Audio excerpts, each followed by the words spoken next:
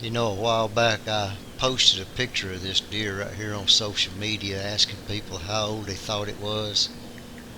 I got a lot of different answers on what they thought the deer age was.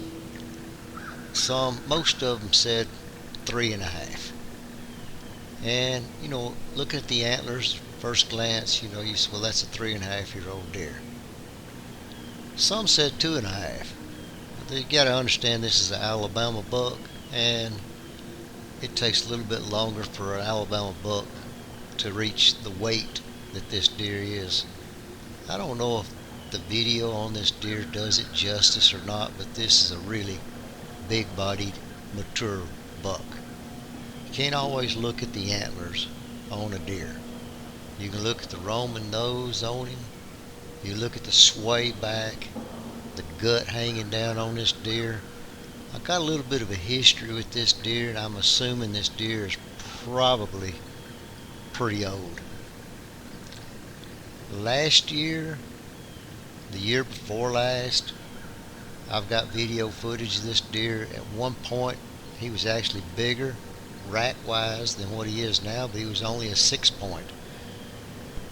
And I'm pretty sure it's the same deer. I can't swear to it, but it looks like the same deer is walking the same trail, doing the same thing, same time of year. So I can assume it might be the same deer. Now, I'll tell you a little story.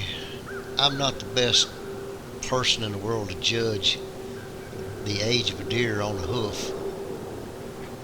I've seen a lot of deer, and I know that this is a mature deer in my eyes.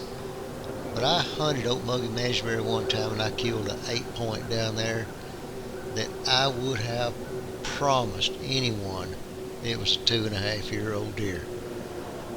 The old deer weighed 138 pounds, field dressed, and it was semi-rutted out, not completely rutted out, but I shot the deer, took it to the check station. The game warden looked at it. He said, "This is a 5.5+ year old deer." Dude, I wanted to argue with the game warden. I said, "There's no way this buck is 5.5 years old." The game warden looked at me and got a little bit upset, like I hurt his feelings a little bit, and he says, "I know what I'm talking about." So I backed off a little bit on the argument and thought to myself, I'll tell you what, I'm going to take the jawbone to a friend of mine who's literally aged thousands of deers. I'm sure this game warden has too, but I just really wanted a second opinion. So without telling my buddy anything, just taking him the jawbone, that's all he had to go on, I asked him, "How old is this deer?" He took a good look at it and he said, "This deer right here is at least 5.5 years old, maybe older." He said, "Don, once they get this old, it's hard to tell. This jaw's got a lot of wear on it." Then I showed him the antlers and showed him the video footage and showed him what I thought. And he said, "You just can't always age them on the hoof. Some deer are smaller, some are bigger, some have good body weight, some don't. It's just a fact of life. You can't age all the deer the same way." But I believe this deer is a mature buck. Now, I let this deer walk. I really thought about putting an arrow in this deer. I don't like the angle that he's standing on me. Taking out a front shoulder like that is really a tough shot. If the deer was a little bit closer to me, I might try that shot. But he's out there a little ways. A lot can happen between the time I let the arrow go and it reaches him. Right here, I think he's just looking dead at me, but I don't really think he saw me. But it's pretty interesting. This is how a mature buck acts. They will stand in one spot for what seems like forever. They ain't got no place to go. They're already home. They ain't on no schedule. They ain't got a time clock to punch. And I've watched buck deer like this stand in one spot for a solid hour. This particular buck, I know he stood there because I've watched the video. I'm not going to sit there and put the video up all 20 minutes worth, but he literally stood right here in this one spot for 20 minutes. Just listening, surveying the area. That's how they stay alive. That's how they get to be mature bucks. They move through the woods like a ghost. They walk slow. His next move, when he does make it, will be precise. He will know exactly where he wants to go from this point. He's standing in this little opening. About 60 yards to his right is a major scrape. About 60 yards to his left is another major scrape. About 60 yards behind him, where he came from, is another major scrape. If he walks my direction, he's headed to bedding.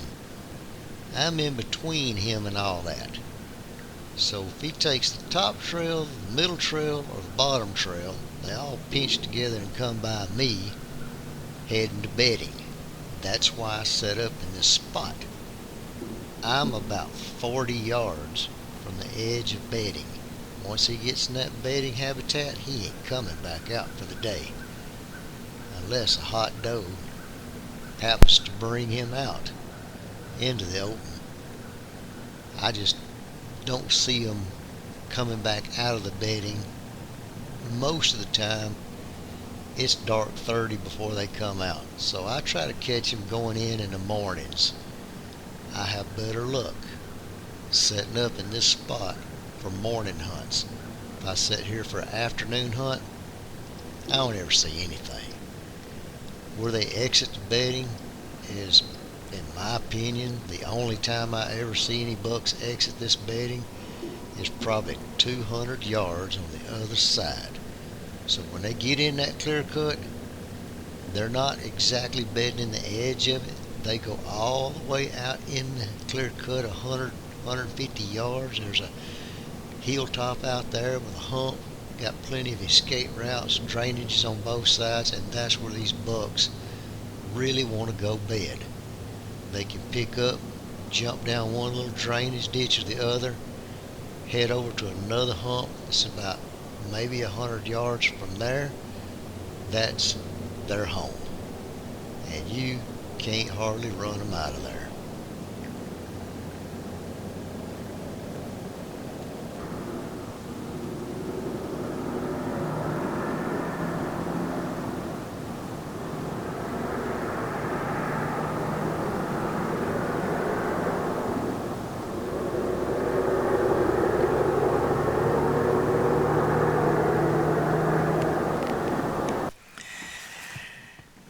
Buddy, I'm going to tell you a little story real quick.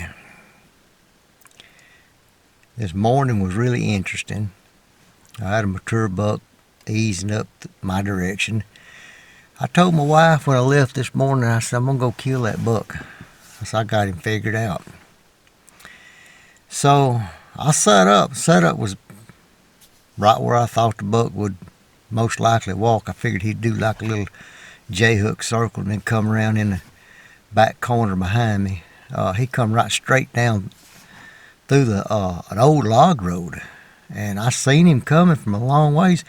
And I thought when I first saw him, I said, who in the world's walking on my property? That deer's so tall, the antlers stuck up so high in the air, I thought it was a person when I first saw it. And it was just walking steady. It got up there to this little opening, and when it got to that opening, y'all see on the video, he just stood there forever. And then they was does there, and he was looking for them. I didn't know there were any does. I couldn't hear nothing. You could hear crickets in the woods, so quiet this morning, but you couldn't hear him walk. And he finally, there's a scrape up there on top of the hill, and he kind of turned, hooked his left, and I went top of the hill and went straight to that scrape. Well, that's where the does were. They were up there. I finally spotted one of them. I'm going to get back in there in the morning. This is buck number 4 for the year. Shooter buck number 4. I've seen a lot of bucks, a lot of does. I've lost track of how many I've seen and passed up. But this is shooter buck number 4 for the season. And they are kicking my butt this year. I think Murphy must be my shadow. Y'all have heard of Murphy's Law before. Apparently he's walking right behind me everywhere I go, because these Alabama mature bucks are humbling me. Man, they slick.